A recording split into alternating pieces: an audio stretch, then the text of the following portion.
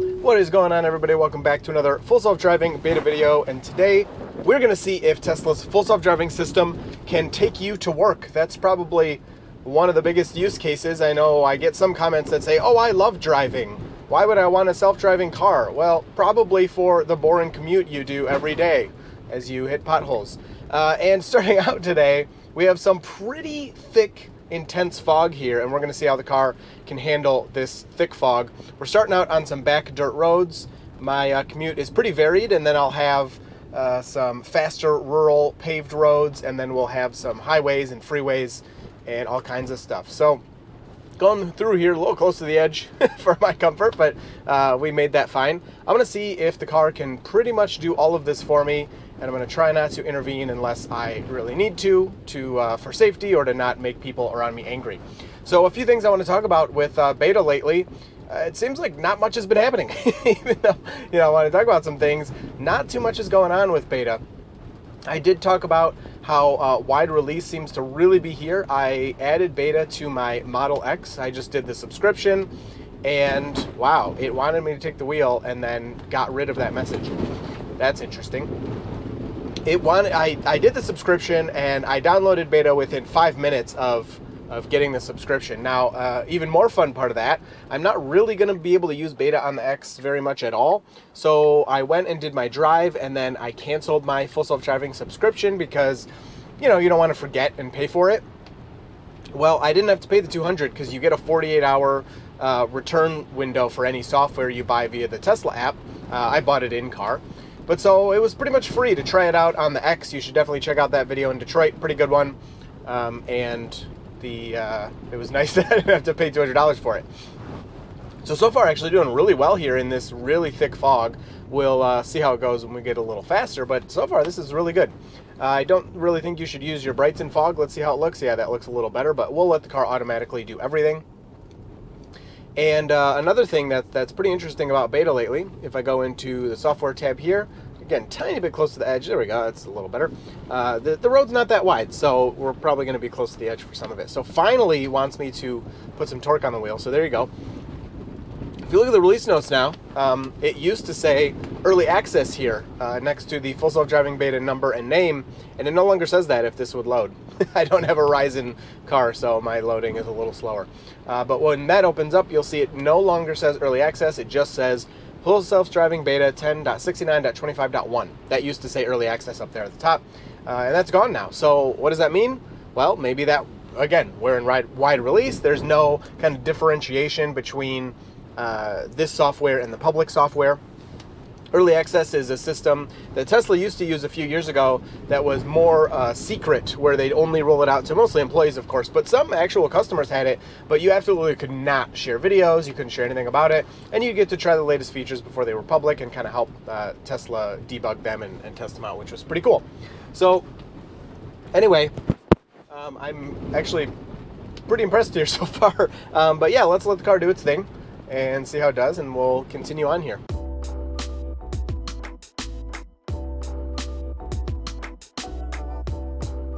All right, so we have our first left turn. This is very high-speed traffic. Now, hopefully people will be going a little slower because of the fog, but 50, 60, even more than that is pretty common. So we do have someone to the right, and I think the car can see them. Yeah, it does. Slow for them. We did creep out here a good amount, maybe a little too far creeping out there, but it did see that car even in the thick fog and wait for them. So really good. We'll get up to speed here, 55 miles an hour. And we'll continue moving forward. I actually want to set my display so it just stays dark, otherwise it kind of messes up the recording. But yeah, so you can see we're going 55, and I can barely see that car up there. Now, I will say I've noticed that cameras seem to pierce through the fog a little bit better than my own eyes do. So when I go back and edit this footage or watch this video or whatever, the GoPro is actually seeing a little bit more than I can see live. It's not that dramatic, but it is something I've noticed. So then I get a lot of comments like, oh, that fog's not that bad. And you know what? It's not world record fog. We're not in whatever part of the world that you want to quote and say, oh, the fog there is so much worse. I admit we're not in that part of the world, but for us, this is pretty thick. Fog maybe gets a little thicker than this, but not much here. Another really interesting development for beta I kind of wanted to talk about is Elon Musk tweeted that in January we are going to get rid of the steering wheel nag. Now, I wouldn't, hold him to the timeline because we know how that goes, but usually when he tweets those things, they do come true eventually, even if it is a year or two later. I am very surprised. I wouldn't call it a liability for Tesla. You're still responsible for your own car. You have to pay attention. The interior camera will look at you and make sure you're paying attention and yell at you if you don't. But I was actually pretty surprised to see that, and I'm pretty happy with it. I'm not sure it's the right choice for everybody, and obviously you could just keep your hand on the wheel even if you don't have to, if you want to. But I think it is a nice option to enable. Beta's pretty predictable at this point, and it's pretty easy to take over if you're experienced. So he said that would only be if you have 10,000 miles of experience on beta, so you'd have to have 10,000 beta miles, which is quite a lot, to enable that feature.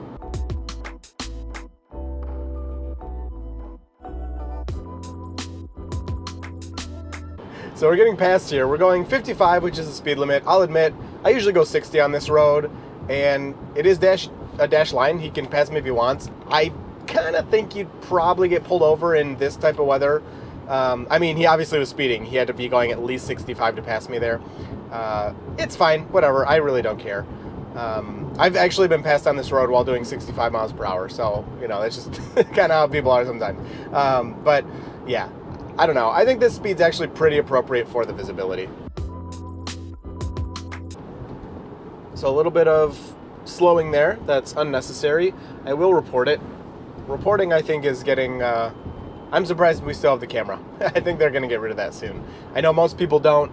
The early testers still do have the camera for whatever reason, but they moved it far away from us. I think it's probably not that important anymore.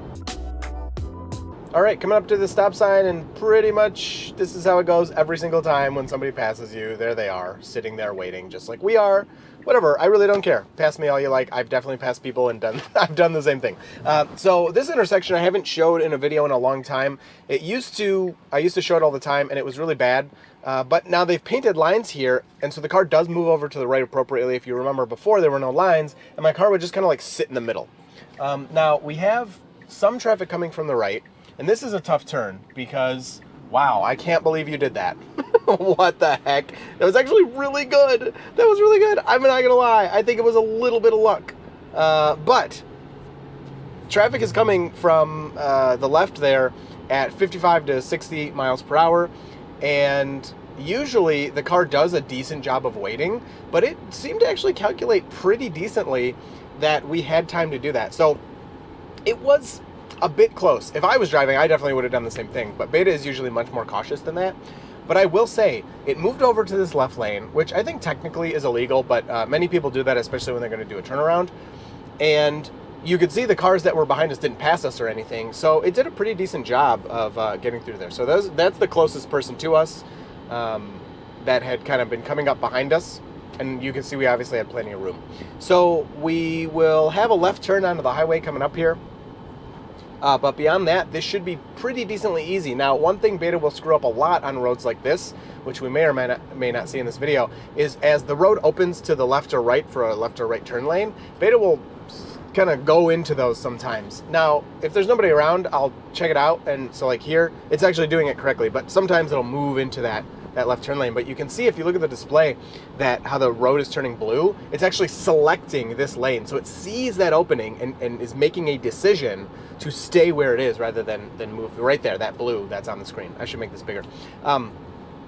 And so it'll screw that up sometimes. Now, if nobody's around, I'll see what it does, and it always corrects itself, but it'll like fully get into that right or left turn lane when it's not supposed to be, and then correct itself back to the correct lane. So a mistake it often makes, but you can see here, watch, it'll select again. So see that blue on the screen? That is selecting the lane that we're in, which is the correct decision. It's just kind of interesting because, I mean, we don't, as a human, you don't decide, oh, I'm picking this lane now. You just continue driving straight.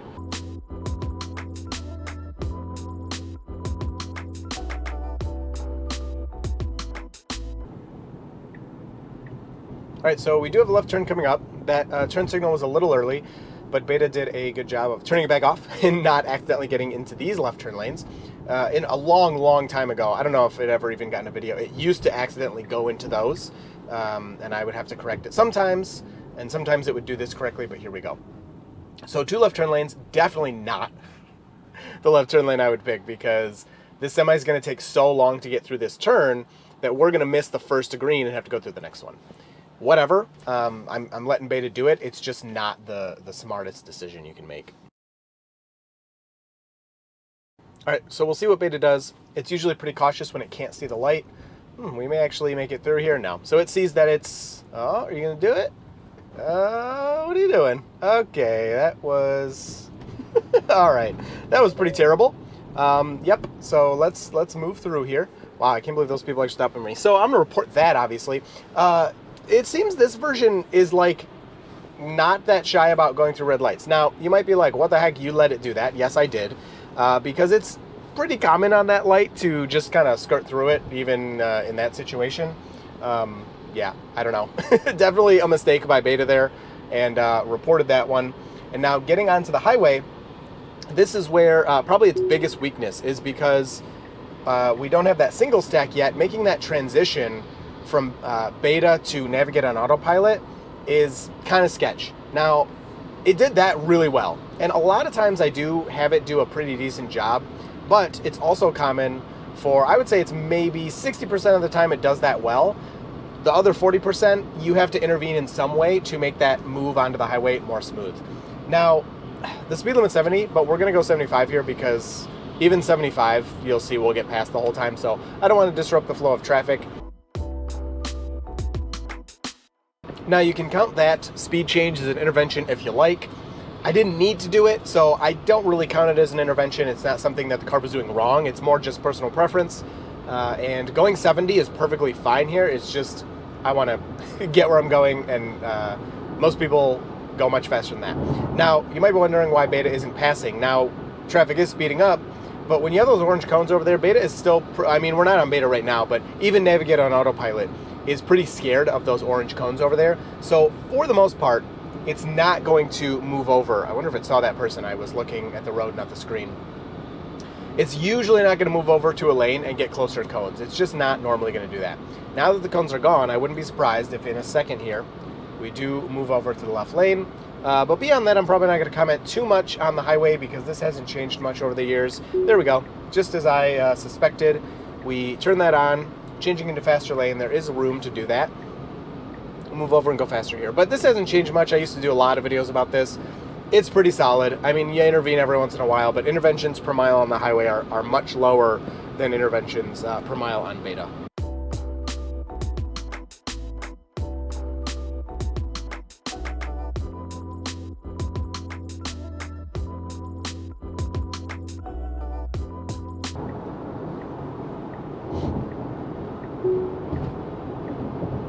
Okay, so now the car is changing lanes into faster lane, which makes absolutely no sense, because this is the faster lane and that truck like just got out of our way, and now you want to move. Like, you should have moved a lot earlier.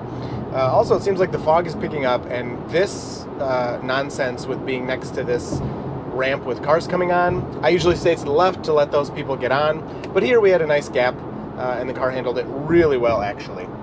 Felt really comfortable. Sometimes it brakes a little too hard when cars are entering the highway, but for the most part, it actually does that pretty well. Wow, this fog is really picking up.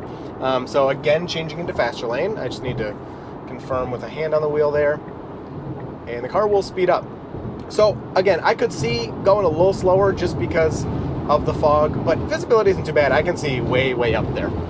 So I feel pretty comfortable with this speed right now.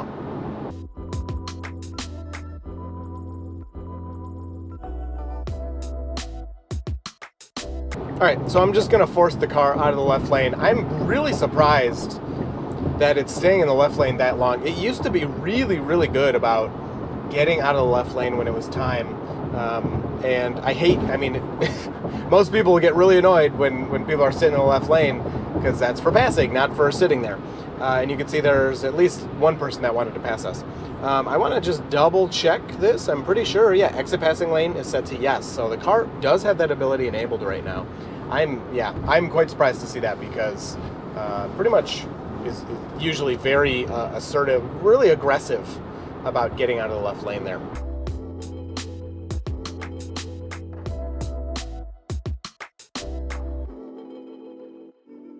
There we go. So finally changing into faster lane.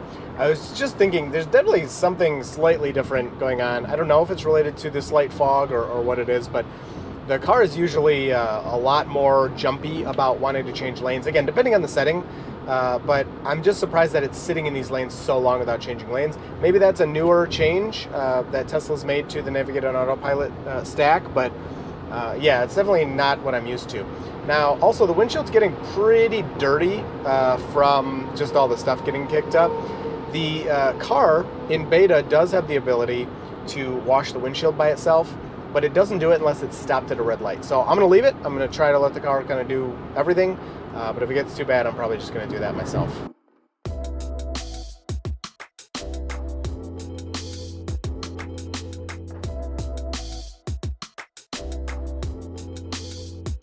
So for those unfamiliar, this lane with the yellow line, it's called a flex lane.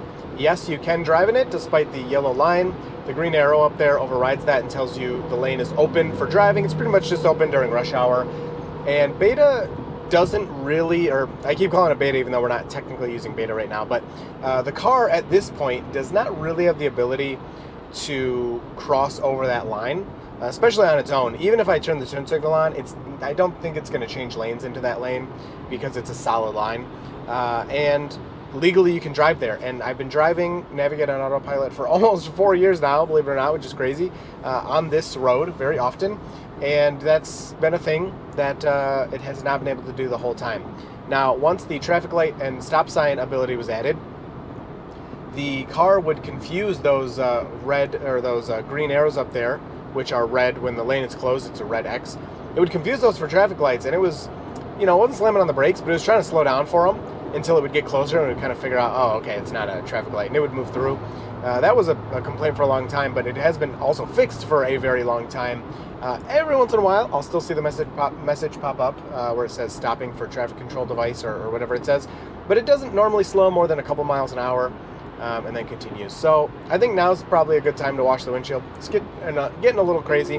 We can call it an intervention. I debate doing that because the car's driving perfectly fine.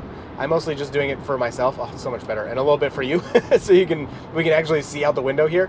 But yeah, the car, as of now, will not clean the windshield while in motion. It'll only do it when it's stopped.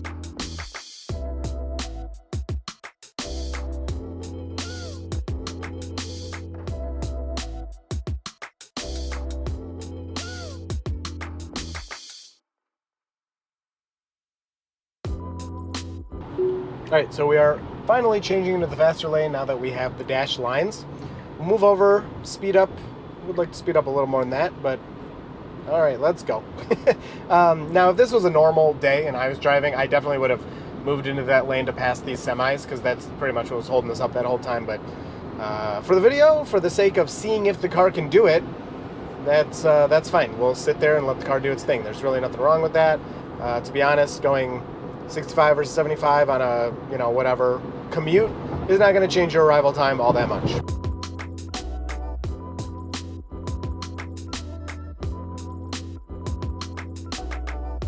Now we are approaching the exit of the highway. We're slowing down a little bit. The car will flip on its turn signal and move over. So really nicely exits highways.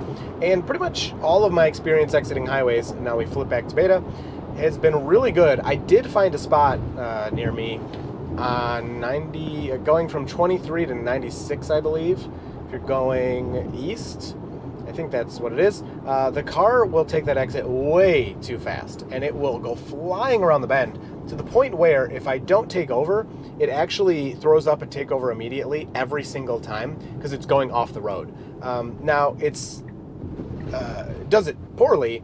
It's not exactly dangerous. It's very easy to take over. It's very obvious the car is going too fast, but it does that every single time consistently. So kind of disappointing to see that, and it's interesting because if you're in, I'm familiar with it now, but if you're in an unfamiliar part of the country and, wants to take an exit like that, it might catch you off guard a little bit. So moving through that right turn on red, really nicely handled there, getting out of the way, and moving into our parking lot. So that's pretty much it. We made it. What an impressive drive. Not the most complicated, but that's pretty much my commute. And I did a lane change and clean my windshield one time. I'll take it. That's pretty nice. So Navigate on Autopilot complete. Hope you enjoyed this one. If you have any questions, leave those down below. I would love to answer those for you. And you will see me and Full Self Driving in Beta in the next video.